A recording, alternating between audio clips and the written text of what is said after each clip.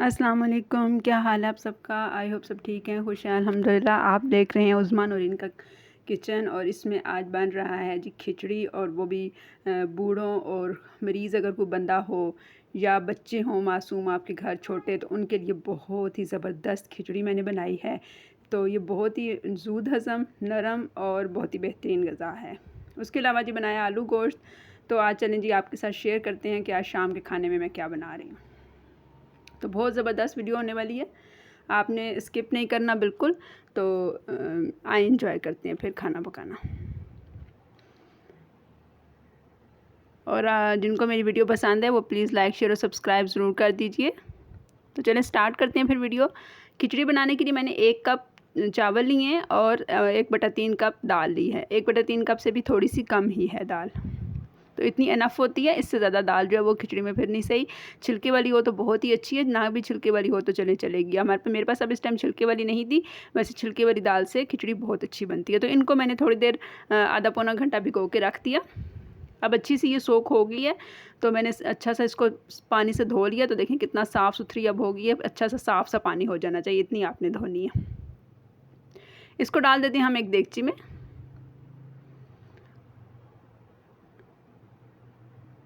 तो सारी जो हम ऐसे निथार के डाल लेंगे। और इसके अंदर देखिए अब 1 कप चावल और 1/3 कप दाल थी, तो 1 कप चावल का अगर आप हिसाब लें तो कम अज़ कम भी आपको, क्योंकि हमें बिल्कुल नरम खिचड़ी बनानी है, तो हमें इससे डबल ट्रिपल पानी डालना है, यानी 5 कप मैंने पानी डाला है। क्योंकि दाल भी है साथ, तो वो भी गलेगी और साथ हल्की आग पे गलेगी। हमें कोई खड़े खड़े चावल तो पकाने नहीं है। अच्छा, ये तकरीबन 1.5 चम्मच मैंने इसके अंदर लहसुन डाल दिया। ये मैंने कूट के रखा हुआ है इसमें चॉपर में, क्योंकि मुझे हांडी भी बनानी है, तो मैंने इकट्ठा एक ही बार बना लिया था। साथ एक बिल्कुल हाफ़ सा टमाटर मैंने लिया है, आधी चम्मच नमक लिया है और ज़ीरा लिया है साबुत। तो बस हम इतनी चीज़ें इसमें डालेंगे, कोई और एक्स्ट्रा चीज़ हमने इसमें नहीं डालनी, क्योंकि अगर बहुत बूढ़े या मरीज़ या कोई बहुत छोटे बच्चे खाने वाले हों तो बस उसके लिए कोई इनफ मसाले की ज़रूरत नहीं है। तो खिचड़ी जो मैंने अब उबाल आ गया है इसमें एक बार। अब मैं बिल्कुल इसकी आग हल्की कर दूंगी और थोड़ा सा यूँ वक्फा रख के इसके ऊपर ढक्कन दे दूंगी, तो ये बिल्कुल हल्की आग पे गलती रहेगी। तो दूसरी साइड पे हम बना लेते हैं आलू गोश्त। तो यहाँ पे मैंने मटन जो है वो उसको धो के रखा हुआ है, और प्याज हमारा तकरीबन गोल्डन होने पे आ गया है। तो 2 मीडियम साइज़ के मैंने प्याज डाले थे, उनको गोल्डन कर लिया। तो जो बाकी लहसुन खिचड़ी के साथ मैंने ग्राइंड किया हुआ, तो उसमें से जो बाकी बचा वो मैंने डाल दिया सालन में। ये तकरीबन 3 एक चम्मच होगा। तो ज़रा गोश्त में लहसुन अदरक वगैरह हो तो ज़्यादा अच्छा उसका टेस्ट होता है, प्याज थोड़ा कम भी हो जाए तो खैर है। अच्छा जी, साथ ही मैंने डाल दिया गोश्त।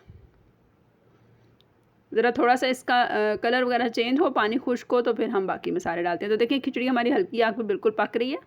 इसको इसी तरह ये पकने देते हैं, और पहले मैं गोश्त को कंप्लीट कर लूँ, इसको बंद वगैरह कर लें, तो फिर उसको देखेंगे। तो टमाटर मैंने बिल्कुल 2 टमाटर थे, उनको ऐसे हाफ़ करके डाल दिए। ज़्यादा इनको करने की ज़रूरत नहीं है बारीक वगैरह, क्योंकि अभी मुझे प्रेशर देना है गोश्त को, तो उसके बाद फिर मैं इनको कुछ करूँगी। अच्छा, तकरीबन 1/4 टेबल स्पून मैंने इसके अंदर डाल दिया है नमक, हाफ़ टेबल स्पून सुरख मिर्च, और हल्दी डाली है इसके अंदर तकरीबन आधे से भी कम टेबल स्पून, और धनिया डाला है 1 टेबल स्पून। तो ये मसाले सब आप अपनी मर्ज़ी से कम ज़्यादा कर सकते हैं। आजकल बरसात का मौसम है, तो ज़्यादातर जो है वो बच्चों के पेट वगैरह घर में भी सबके ख़राब वगैरह रहते हैं, तो इस वजह से ज़रा तो मसाले वगैरह कम ही डालने चाहिए। तो मैं ज़रा इसको आज थोड़ा शोरबे वाला सालन बनाऊँगी, क्योंकि बच्चे वगैरह भी सब इस तरह शौक़ से ज़रा खाते हैं। अच्छा, ये सारे मसाले डाल के मैंने थोड़ी 5 मिनट इसको बस हिलाया जुलाया, और बस अब मैं इसको प्रेशर दे दूँगी, और उसके बाद मैं इसको भूनूँगी और साथ आलू भी डालूँगी। तो पानी बस नॉर्मल ही डालना है, ज़्यादा नहीं डालना, बस मुझे 15 मिनट इसको प्रेशर देना है। साथ ही बन गई जी शाम की चाय, इसको भी इंजॉय करते हैं। खिचड़ी इतनी देर में हमारी हो गई है, तो देखें इसका पानी सारा खुश्क हो गया। देखें 5 कप पानी उस टाइम ज़्यादा लग रहा था, लेकिन बिल्कुल ये कंप्लीट देखें बिल्कुल ज़रा भी नहीं इसमें पानी बचा, और बल्कि ये थोड़ी सी ऐसे ज़रा टाइट सी हो गई है, सख्त सी। तो इसको मैंने तो आधी प्याली पानी इसके अंदर और डाल दिया था, और अब मैं इसको लगाती हूँ तड़का। तो पहले तड़का नहीं लगाया, बाद में जो नरम खिचड़ी को तड़का लगाएं तो उसका बहुत ही ज़बरदस्त जायका होता है। थोड़ा सा मैंने इसमें ऑयल डाल लिया 4-5 चम्मच। तो इसके अंदर मैं डालूँगी छोटा हाफ़ प्याज मैंने इसके अंदर पतला पतला काट के डाला है, और इसको ज़रा तेज़ ब्राउन सा करेंगे हम। ये बहुत ही मज़ेदार खिचड़ी होती है, बहुत ज़बरदस्त, जायके में बहुत बेहतरीन होती है और जो बच्चों और बूढ़ों के लिए ख़ास तौर पर बहुत ज़बरदस्त है, या बीमार वगैरह को बंदा हो तो, क्योंकि बिल्कुल नरम होती है और बहुत जल्दी हज़म होने वाली है। तो प्याज देखिए हमारा अच्छा गोल्डन सा हो गया है और साथ मैंने इसके अंदर तकरीबन आधी चम्मच ज़ीरा डाल दिया ताकि इसका भी अच्छा सा तड़का लग जाएगा खिचड़ी को, क्योंकि पहले जो हमने ज़ीरा डाला था वो कच्चा डाला था, उसका और टेस्ट होगा, इसका और टेस्ट होगा। तो बस इसको मैंने डाल दिया खिचड़ी के ऊपर।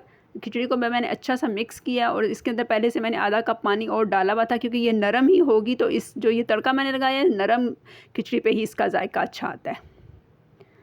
तो इस बर्तन के अंदर भी मैंने अच्छा सा खिचड़ी को घुमा के निकाल लिया।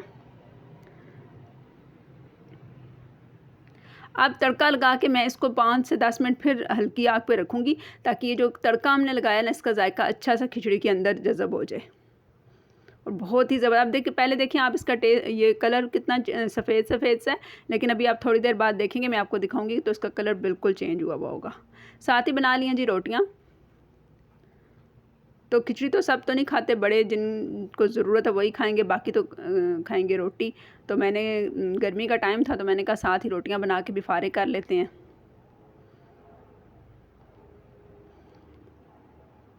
तो खिचड़ी देखें अब कितना कलर इसका चेंज हो गया है प्याज डालने की वजह से। देखें ये बिल्कुल अब वाइट नहीं रही और कितनी ज़बरदस्त लग रही है, जायके में बहुत ही मज़ेदार थी। नमक जो है वो आप अपनी मर्ज़ी से थोड़ा सा इसमें अगर टेस्ट करके कम ज़्यादा कर सकते हैं, अगर पहले थोड़ा कम ही डालना चाहिए क्योंकि बाद में कम तो नहीं हो सकता, ज़्यादा तो चले हो सकता है। तो चलें जी बना लेते हैं रोटियाँ,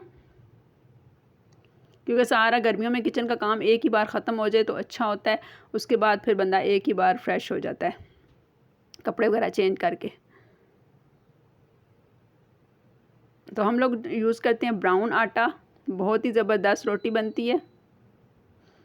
ये माशाल्लाह हमारी अपनी गंदम होती है और बहुत ही ज़बरदस्त इसकी रोटी बनती है। हम लोग बाज़ार का आटा इस्तेमाल नहीं करते, बहुत कम कभी कभी हम इस्तेमाल करते हैं, मतलब शौकिया। वैसे अमूमन हम ये अपना घर का आटा इस्तेमाल करते हैं।